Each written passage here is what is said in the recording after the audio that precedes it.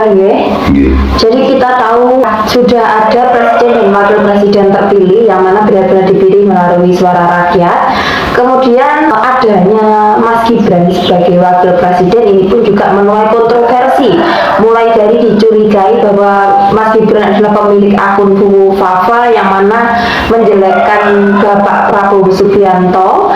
Kemudian yang kedua tentang perihal foto Mas Gibran sebagai wakil presiden itu tidak dipasang di kantor DPR pusat. Jadi biasanya kita tahu presiden dan wakil presiden, kemudian tengahnya ada Pancasila itu dipasang di tembok. Tapi yang ini Mbak, cuma ada foto Bapak Prabowo dan foto Pancasila saja. Sedangkan foto Mas Gibran tidak dipasang. Ini pun juga menuai kontroversi karena masyarakat merasa pilihannya dilecehkan. Ini apakah ada unsur kesengajaan atau gimana nih pendapatnya dengan ini?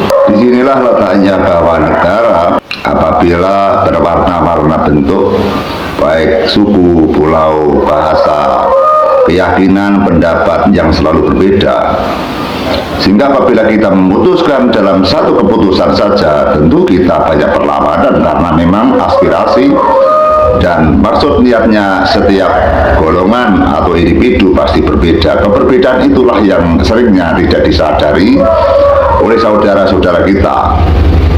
Kadang apabila kita melihat orang yang hidupnya mapan atau mulia, hati kita memang tercabik-cabik, hati kita benci, hati kita marah. Namun apabila kita mau menyandarkan diri pada Sang Pencipta alam bahwa dunia ini memang seperti ini, hingga kita tidak bisa menyamakan rata atau derajat kita diberikan kodrat-kodrat yang berbeda dan kita diberikan nasib yang berbeda. Hingga kesadaran yang seperti inilah yang harus kita jalani, bahwa apa yang kita terima tentang derajat, pangkat, rezeki, harta dan sebagainya, kita harus selalu menyukuri dan tentunya kita harus bersandar pada Sang Pencipta alam Allah Subhanahu wa taala.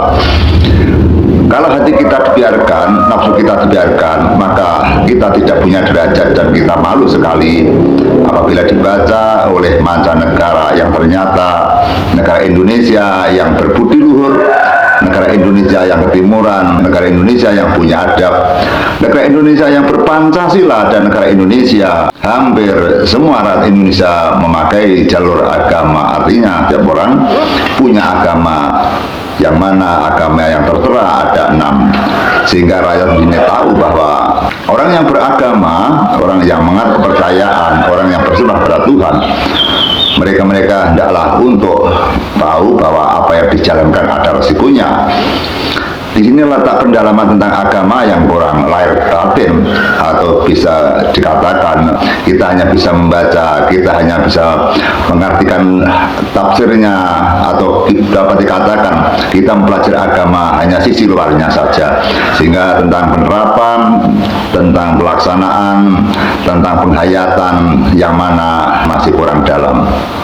Saya simpulkan, sehingga adanya negara terjadi kocar-kacir, adanya negara yang selalu bertengkar, adanya negara yang kerajaan selalu mengadakan pertengkian, permusuhan, penghinaan dan sebagainya, karena kita tahu bahwa negara ini memang beraneka ragam pendapat dan beraneka ragam golongan dan keyakinan, yang mana setiap golongan pasti punya kepercayaan dan punya idola yang diidolakan.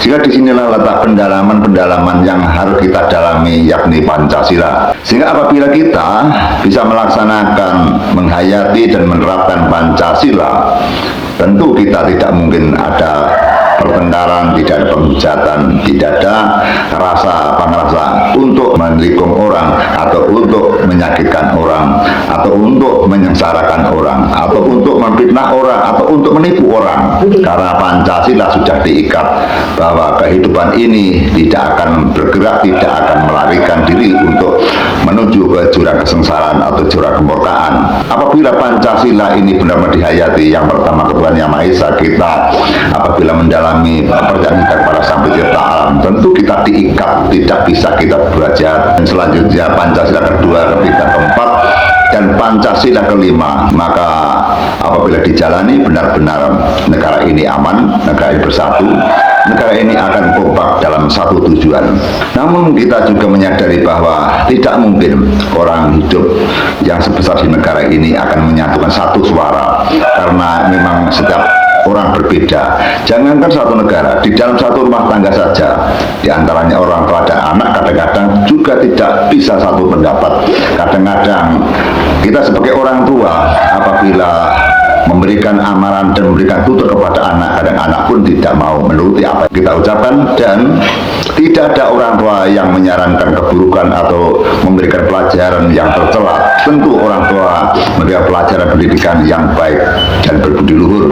Namun akan demikian bahwa anak juga banyak sekali yang merendahkan orang tua, yang tidak menuruti orang tua, yang mana mereka juga membantah pada orang tua, dan mereka yang ternyata apabila terjadi sesuatu yang tidak diinginkan, maka mereka akan menyesali. Sehingga kesimpulannya, orang tua lebih peka daripada anak. Seperti halnya negara, bahwa negara itu benar sudah diatur sedemikian rupa, baik tata laksana ekonomi, budaya, sosial, politik sudah diatur.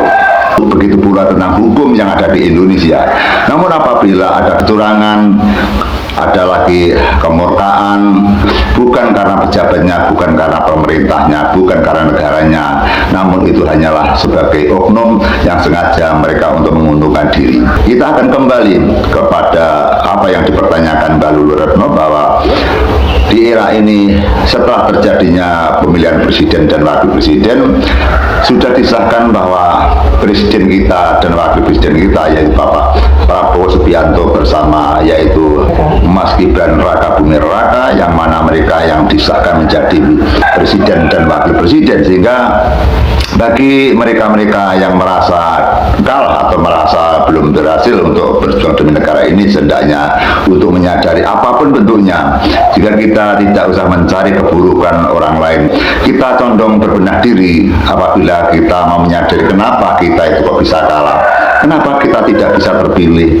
maka kita akan berusaha lagi untuk tahun depan memberikan tingkah laku yang baik, berjalan yang baik, berbicara yang baik, menunjukkan kebaikan kepada masyarakat dan berjuang demi negara ini. Insya Allah apabila masyarakat atau rakyat itu tahu, maka mereka akan dipilih lagi. Karena yang namanya pilihan presiden dan wakil presiden bisa terjadi gengser, teman-temanku. Sehingga kita bisa mengandalkan Pak Prabowo Subianto, kita mengandalkan pada Mas Gibran, tapi bisa ada kemungkinan bahwa pemilu yang akan datang mereka juga tidak berhasil menjadi presiden dan wakil presiden, atau mereka juga akan tetap menjadi presiden dan wakil presiden. Sehingga tentang nasib, tentang keberadaan itu bisa bergeser, bisa berubah, sehingga tidak mungkin apabila presiden kita dan wakil presiden kita tidak layak sebagai pejuang-pejuang NKRI, terus mereka menyalahgunakan jabatan, terus mereka dibiarkan, tidak mungkin.